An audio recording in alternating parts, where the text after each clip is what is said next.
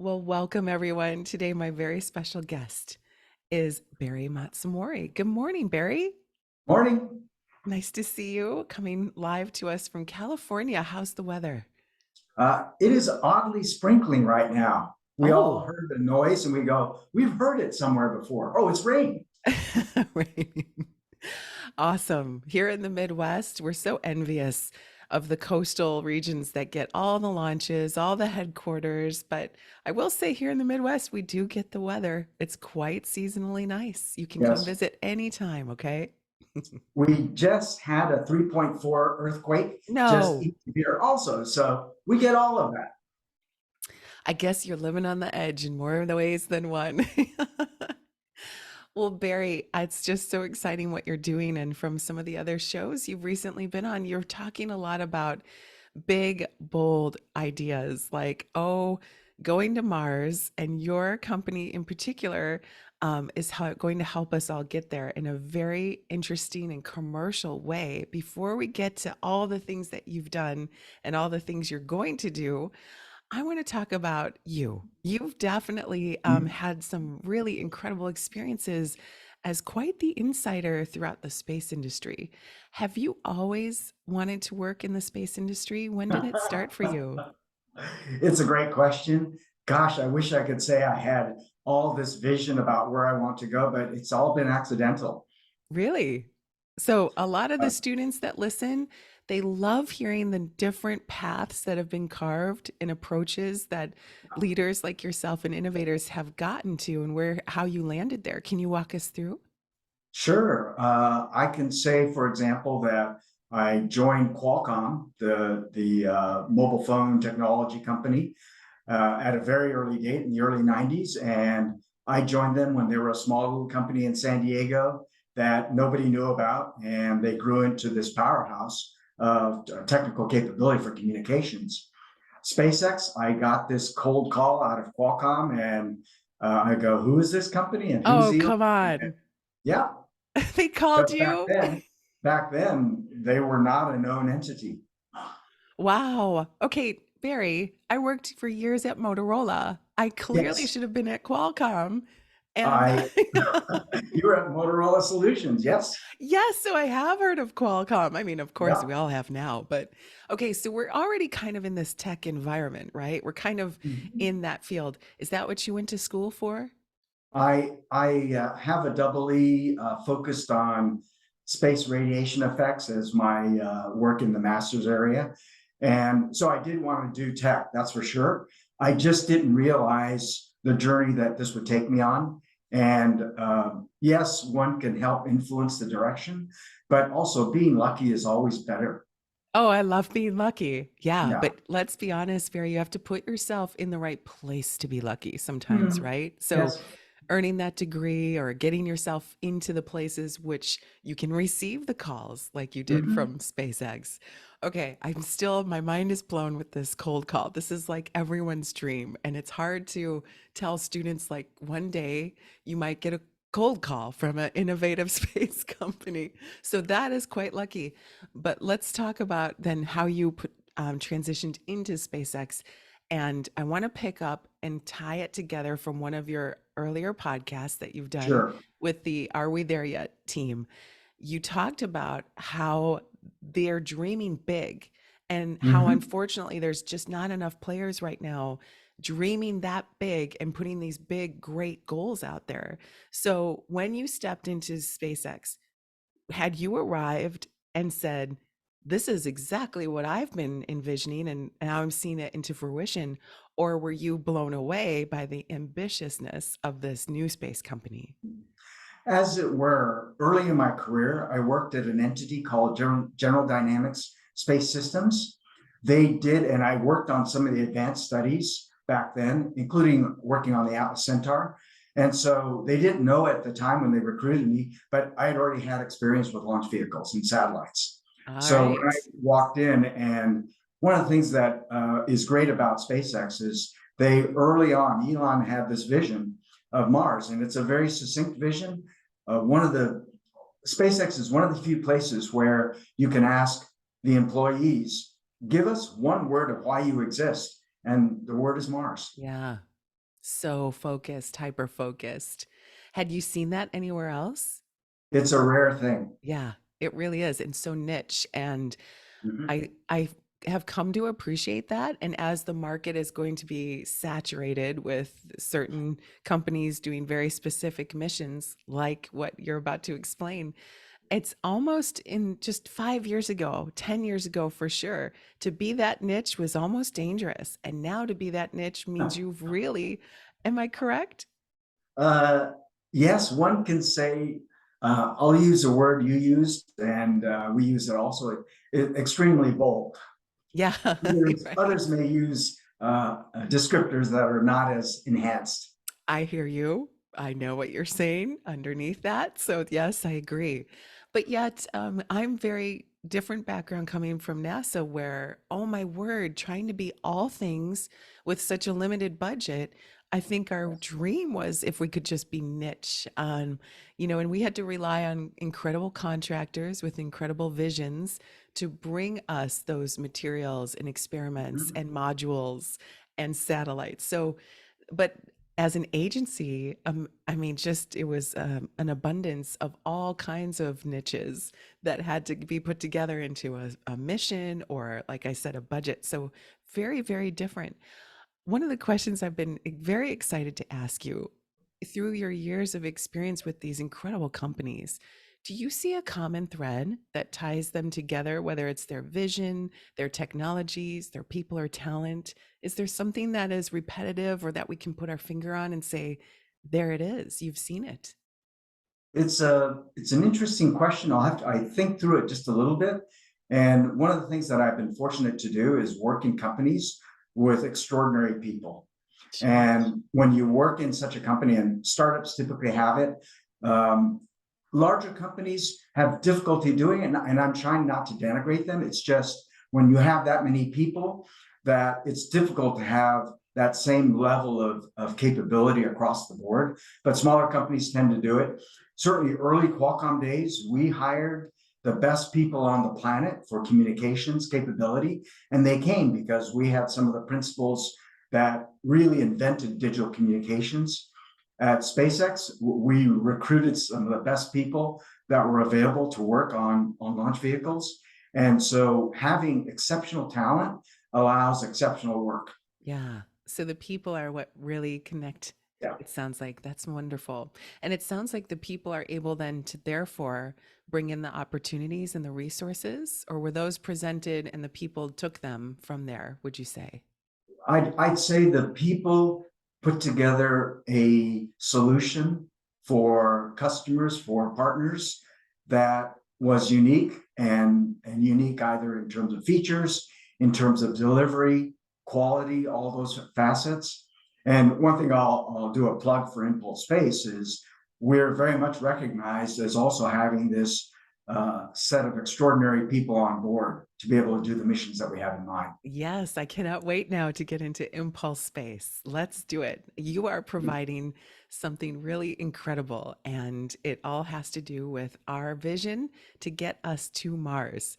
And you walk us through specifically what impulse segment of our Mars exploration will become. Sure. So first of all, we have this mission in the 2024 Mars window. We're doing it jointly with Relativity Space. And what will happen is their Terran-R rocket will inject our systems into a Mars orbit. And our system consists of a cruise vehicle, a Mars lander, along with the other systems that allow landing on Mars. And that whole system is going to be the first of many that we do. We really want to create a commercial highway to Mars. And by doing that, we allow, you talked about NASA, and we allow NASA and other entities to do the science that they're really good at. And we take care of things like transport that now that commercial can do it, we take that burden off of someone like NASA.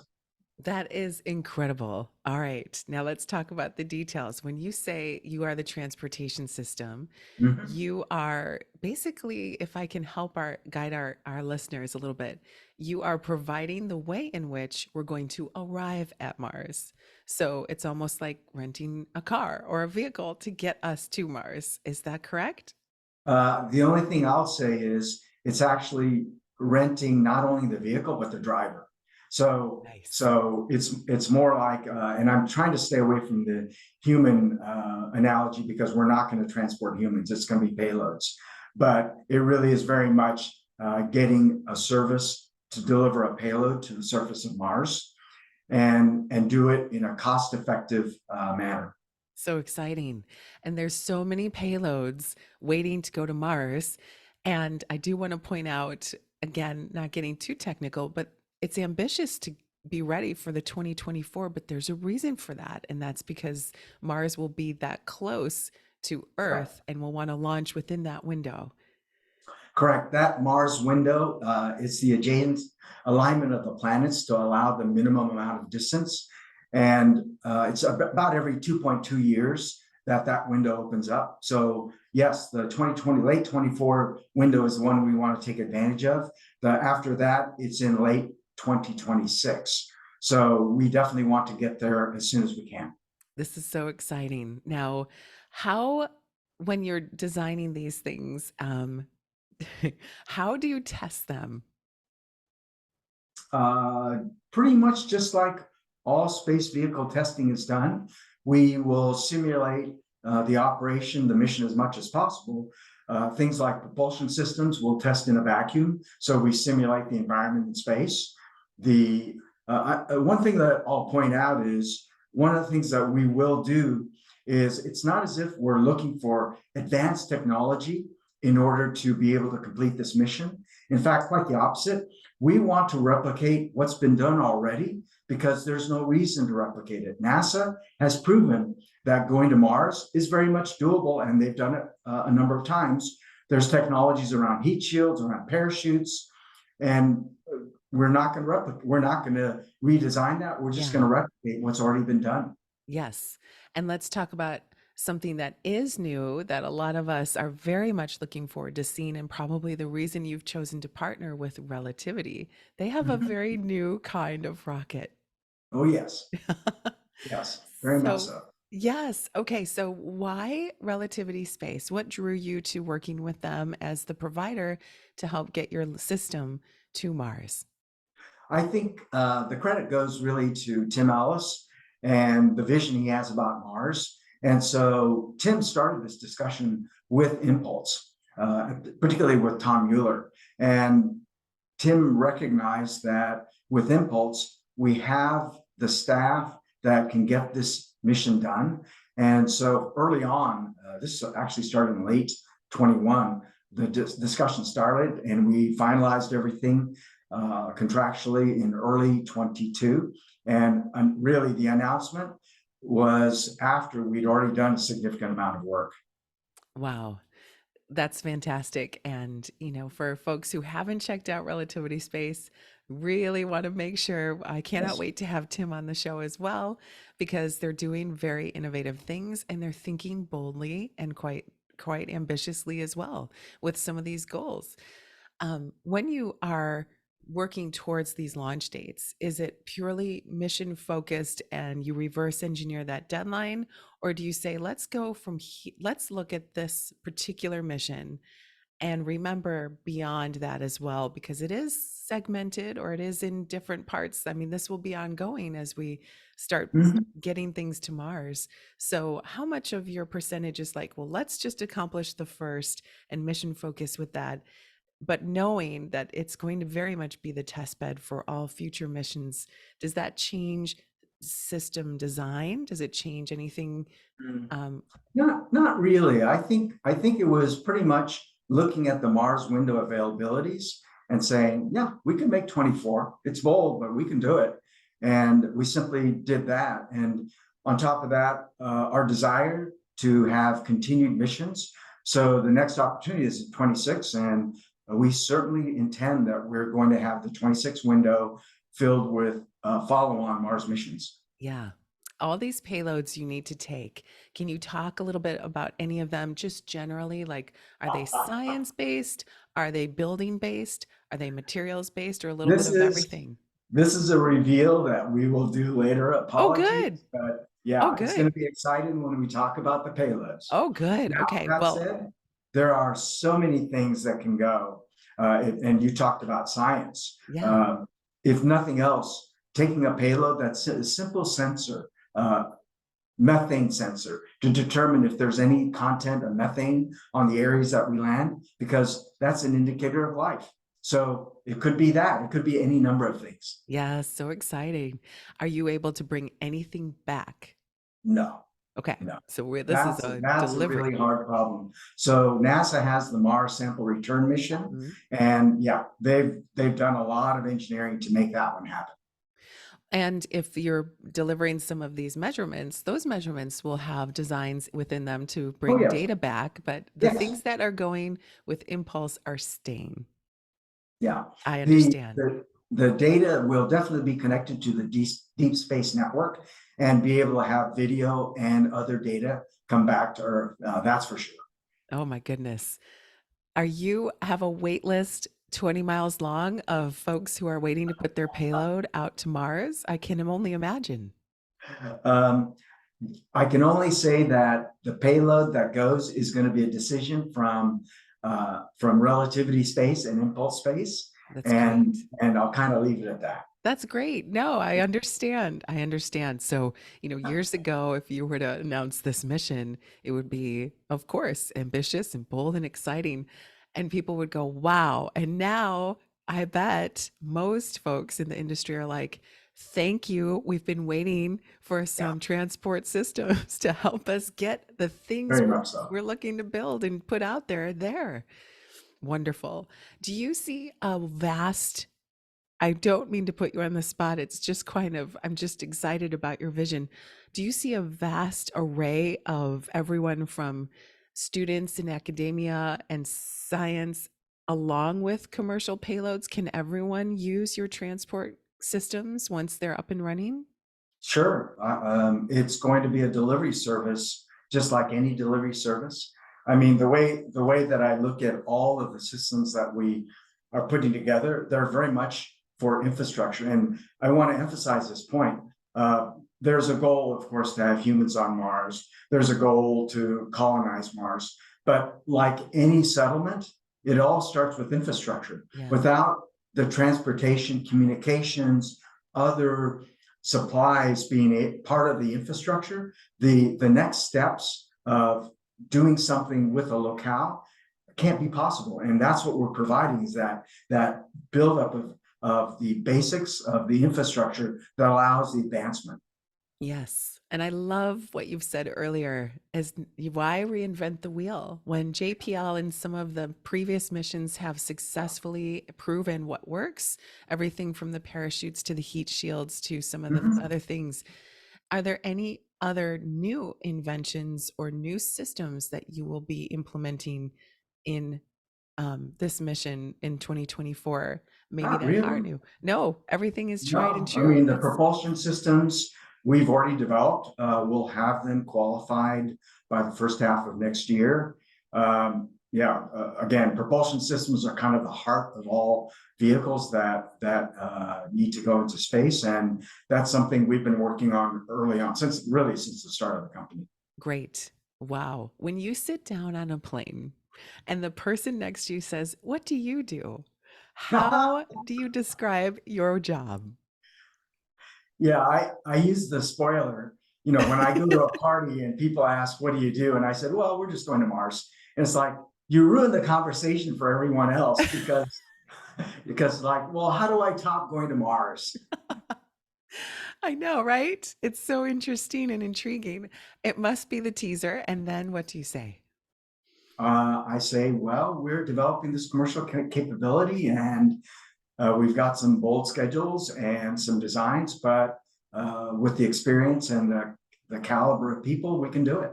That's phenomenal. I wish I could be there next to the person you're explaining that to so they can just so I can see them process that. Oh my word. Okay, so now that we've talked about Impulse Space and the big audacious wonderful goals in 2024, which is right around the corner, I would be amiss if I didn't ask you, why not start with the moon? Why go straight to Mars?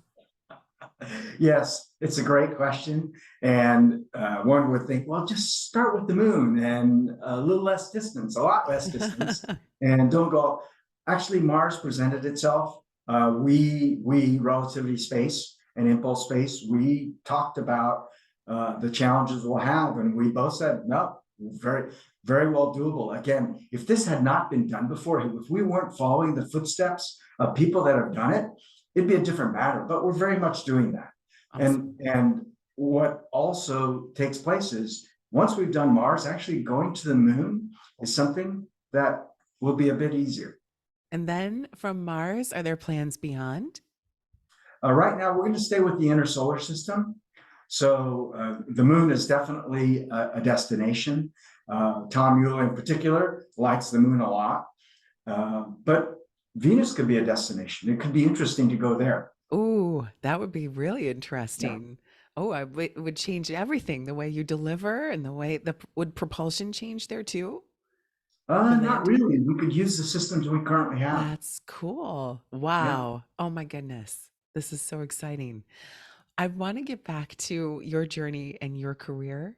What Mhm. advice would you give to people who are these startups, not necessarily students, although I would love to hear that as well, but Mhm. startups have a real struggle in a very diverse but crowded market now. So, what advice would you give to them as they get started, say their first 2 years, where maybe they can't produce something that is going to fly, but they're designing, building, and projecting, and it's Mhm. that really tricky part of gaining capital, gaining investments, and then nothing can really get shown until it actually gets launched.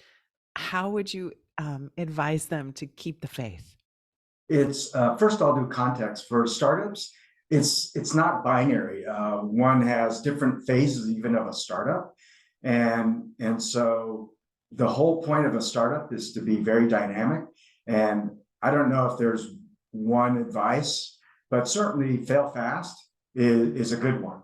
In other words, go find out where the limits of what you're doing is quickly, and then change. You can do that as a startup. You can't once you're bigger.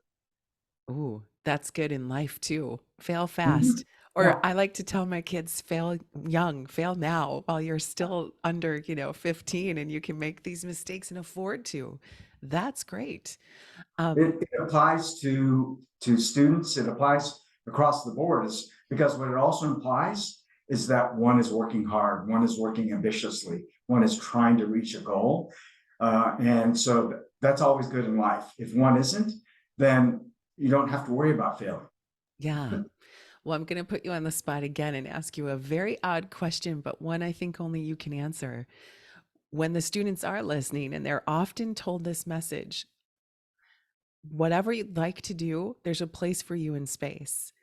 And if we take Impulse Space and we're talking about fitting cargo, fitting delivery modules into a very confined, defined space that will fly and land and go to Mars, how does one study that or prepare for that? Is that I'm curious as to what pathway in a school or academic, is it something you're going to learn as you go and as you work through the problems of resolving, or is there something maybe that we can put a few degrees to that? It's the first thing I'll say is modern times, there's no reason one can't learn anything they want about space without school. You don't need it. Yeah. What's available online, what's available. I mean, in many ways, the science of space is well understood. The whole notion of orbital mechanics, there's tons of books, there's places to go online to learn. The notion of propulsion, well available almost anywhere. So you can just go through these topics and they all align with what's going on in space. Online publications to get the latest. I can go through any number of them, and one can get and none of it has to do with going to school. So whether one has a science degree, one has a broader liberal arts degree, if they're interested in space, they can become very much experts in it, as technical as they want. One of the things that I've learned along the way is when I look for people, I look for the aptitude of Mm. learning. I don't look for what they did learn. I look for what they can learn.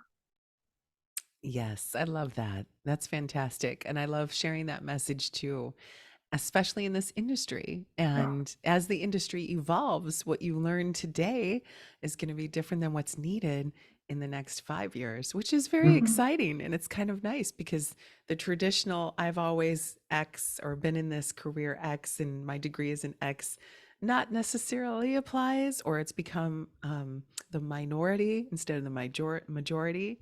Mhm. And like most folks that step into the industry, if you're doing what you love, then I'm sure you'll be able to solve for a lot of the things we're going to be needing as we Yeah. get into the new worlds of our solar system, like you said.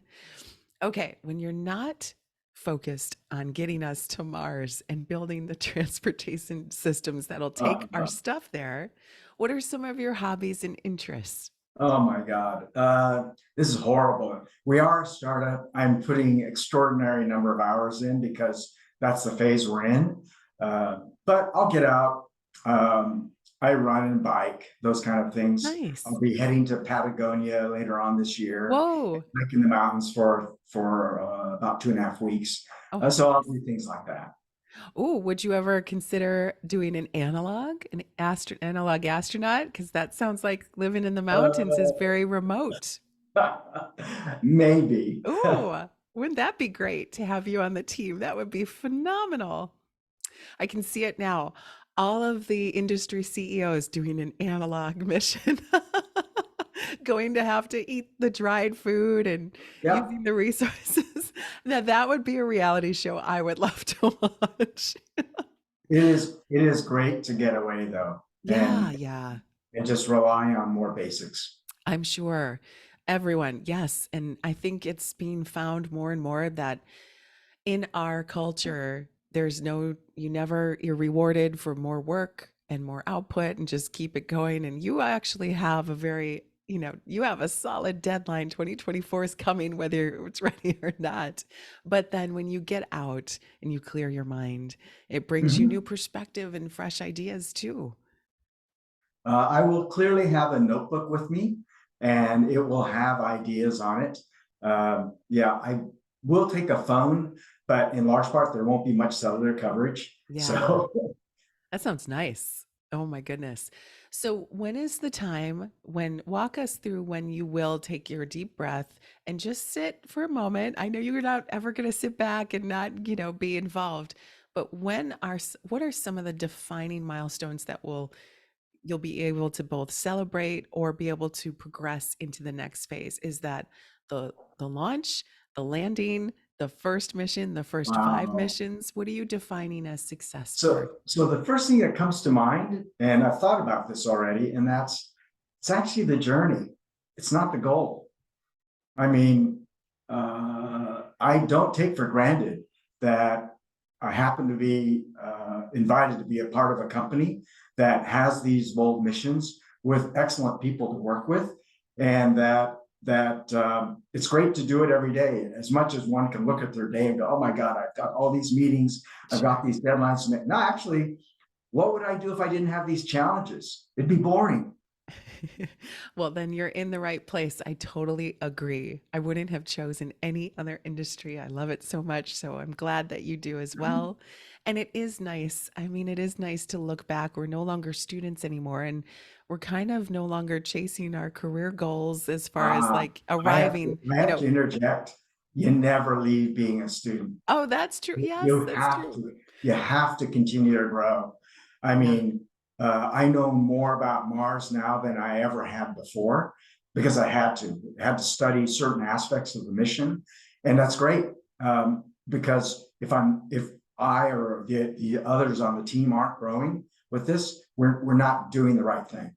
Yeah, that's true. Yes, I learn from my podcast guests. I Yeah. have to tell you. Yeah. And then whenever I have them on and they've written a book or they have Mhm. something that is new or a new technology, even if I just get to dig in a little bit at a surface level, it helps me learn too. Yeah, I'm Yes. selfishly doing that on the show. Absolutely. As Absolutely. much as I'm You know what's serving great my to see? listeners, it's really about me learning.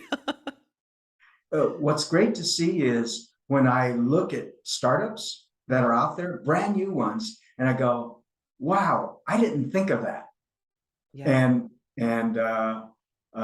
it's just great when people are really thinking out of the box on how to do something in a new way.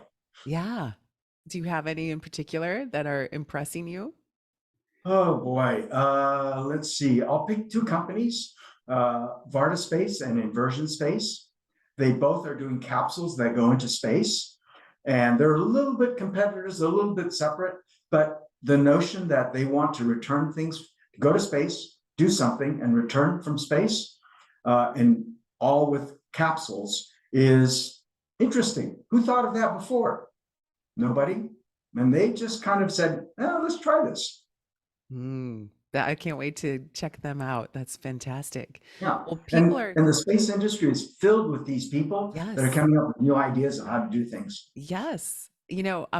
My interest had always been, or my area of expertise was human space exploration. But as I learn about planetary and systems engineering and design, Right. I'm intrigued always by, how this is going to work. And then there's all OSAM, and then there's all, in situ resources. And I am blown away. I feel like I need to go back to school for those areas. And you mentioned orbital mechanics. I mean, it's it's fun. You're right. Lifelong learner, lifelong student. Well, Mhm. people are definitely going to want to learn more about Impulse Space and your mission and being able to follow and watch it. Where can they do that? The easiest is just to go to impulsespace.com, our website, and we'll have announcements there as well as basic information. We're building out the website now, so it'll have more and more information. Certainly, as we get more commercial, we'll have more of the commercial information there. Oh, you bet. I know they're Mhm. going to. That's fantastic. Thank you for that invitation. And then my Sure. last question, Barry. Usually I ask if people would want to go, and I'm very excited to always hear the answer or where you would go, but I'm going to ask a little different question for you. Okay. Because you're the person in charge, I'm quite sure you could sneak in, oh, maybe a little bit of a payload. And if you could, Ah, what would ah, that be? ah, ah, we have definitely had requests already No, no, about, yours, well, your personal. If you oh, could fly anything, me yes, if personally, you could fly anything to I space. wouldn't do, first of all, yeah, I can't do that. I mean, it would be not right for me to do that because I'm supposed to be controlling what's going on. So, no, probably not. But But if that's it. you could, would it be a Uh, Tesla Roadster? Would it be like I gosh, you know what? I haven't even thought of it that way. What I've been thinking about is what can we do for the employees that honors them? That's a Oh, special payload. So, and I'll oh, leave it at that. I love that. Because that's what I've been thinking about. Because if we can do that, they'll have been somewhere in a way that very few people have. That's Oh, so unique. okay. Well, then I would be amiss if I didn't invite you for this and put this idea in front of you. The Stories of Space project sends everyone's stories to low Earth orbit in 2023. Mhm. Maybe we can send stories to Mars as part of one of the first Could be, couple payloads with Impulse Space. could be. That would be great. Right now, we're doing them on SD cards, and Got it. we'll see how this first round goes when we launch in 2023. But as we get ready for 2024, if you have any space for a tiny SD card, please let us know. We'd love Yes. to take our stories to Mars. Yeah. I mean, it's a great responsibility we have that we can take something to this destination. And, and unfortunately, every gram counts. Yeah. every little bit of mass counts because it all accumulates pretty quickly. Yes. And every gram is very expensive, at least at first. And then in Mhm. our lifetime, we'll be sending things all the time. Yeah. Well, Yes. Barry, thank you so much for your time and your insight and your background, walking us through your wonderful and very, very accomplished, impressive career. Thanks. Well, we'll look forward to watching all the milestones along with you as you achieve them with Impulse Space. And we'll see you on Mars soon in 2024. Yep. Thank you much. All right, I'm going to stop